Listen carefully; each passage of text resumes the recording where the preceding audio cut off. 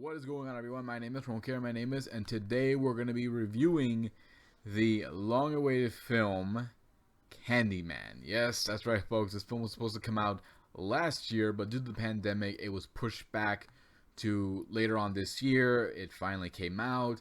I've been waiting to see this film for a long time. Ever since I saw the trailer for it, I got excited about it. I know a lot of people got excited about it.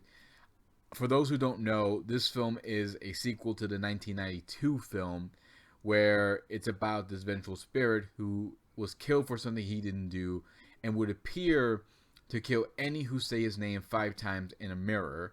And the film, of course, had 2 sequels that came out afterwards, but it ended in 1999. After that, they didn't make any more Candyman films until it was revealed in 2019 that it was going to get another film, and this one's going to be a sequel to the 1992 film. So I got excited. I was looking forward to seeing this film, especially when I found out they were bringing back the original actor who played Candyman. So I got very excited to hear him again. So how did this film do? Was it worth the wait? Was it a lot of fun? Was it scary? Or was it a huge letdown and not worth the wait? Well, let's take a look, shall we? Candyman. So the story takes place years after the first film, where it focuses on our main character, Anthony, a visual artist who was the baby in the original film that was kidnapped by Candyman, but was later saved by Helen, the main character of the film. So Anthony's career hit a bit of a roadblock and is trying to find a way to jumpstart his career back. And he comes across the story of the Candyman and begins diving into it, becomes obsessed with it, and begins using it to help him with his work.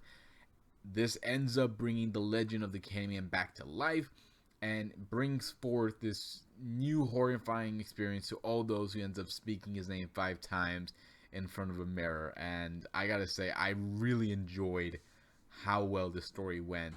I love how it dives more into the legend of the Candyman, showing that he isn't just a vengeful spirit. We get more of this story while also seeing the horror that's being unleashed before our eyes.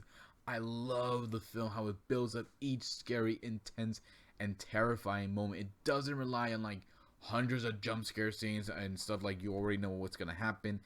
It relies on actually building up fear, that fear that I loved to feel in these sort of horror films that relies on that. And the film does a great job keeping you on the edge of your seat, keeping you hooked on everything that's going on from the first act to the second, where the terror really picks up the pace. And then we get to the final act where you really kind of feel satisfied with how it all went, but also a little bit surprised how it all ended up going. I really enjoyed how well the story did, keeping connected to the original, but also updating a little bit, and I didn't mind that at all. Even bring some new layers to the story that we didn't get to see in any of the other, 3 films.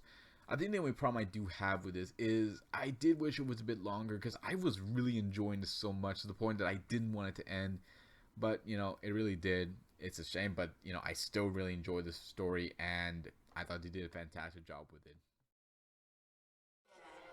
Candyman. So the actress for this film really did a fantastic job with the role, especially when I got to see Vanessa Estelle Williams, who was Anthony's mother from the original film. She still looks amazing. She still looks good. Like, wow, that's actually very impressive. Todd as Candyman. Oh my god, I missed him so much. I love hearing his voice. It always gives me goosebumps every time I hear him, whether it's in this film or even in Final Destination. He is just freaking awesome. Hopefully I say the name right. Yahya Abdul-Mateen II as Anthony. Hopefully I said it right, but I was butchering, and I'm sorry.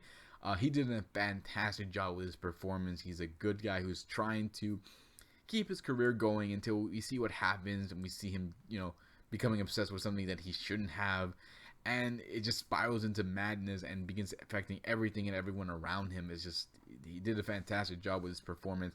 Teyonah, Parris, as the girlfriend, did also a great job with her performance. Her character being supportive to her boyfriend, but begins fearing what he's becoming. And the chemistry these two have is actually very good. And She did a fantastic job looking, scared.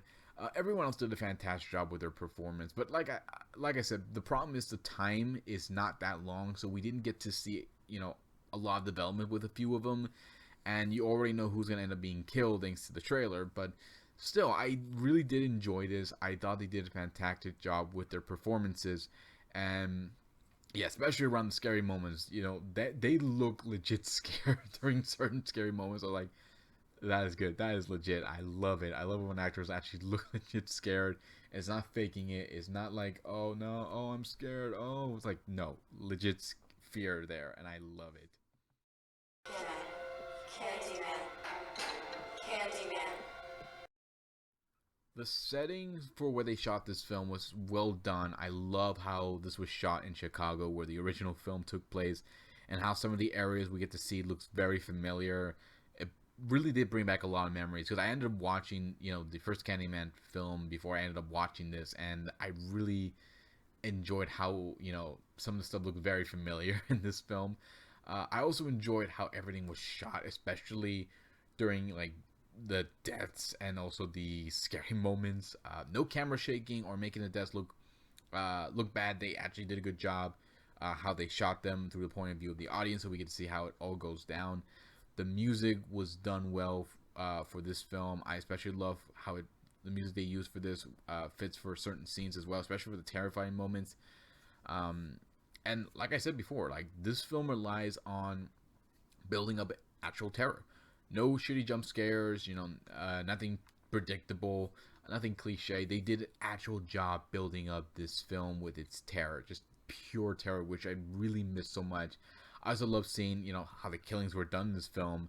And it's not often you get to see in horror films, especially nowadays, where the killer used a very big hook to kill, which is terrifying. I mean, imagine going through something like that, which I hope nobody ever does, but still, yeah, it's pretty scary, and I love how well they did this. And also, man, hopefully people don't get terrified with bees, because bees are very important. They're not that dangerous, only if you make them mad.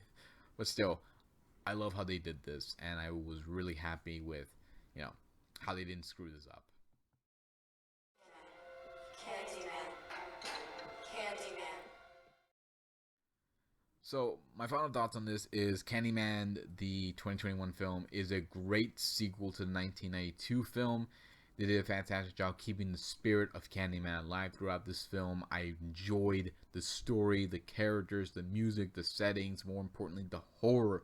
The horror was the best part, and I really loved it. I was worried with how long it was going to take for this film to come out, because I was worried that the fact they kept pushing it so much, it was making me worried it was going to end up being bad. But no, it was worth the wait. They did a fantastic job with this. If you're a fan of horror films, then I recommend checking this film out. If you're a fan of horror based off, old horror films, you're going to enjoy the hell out of this.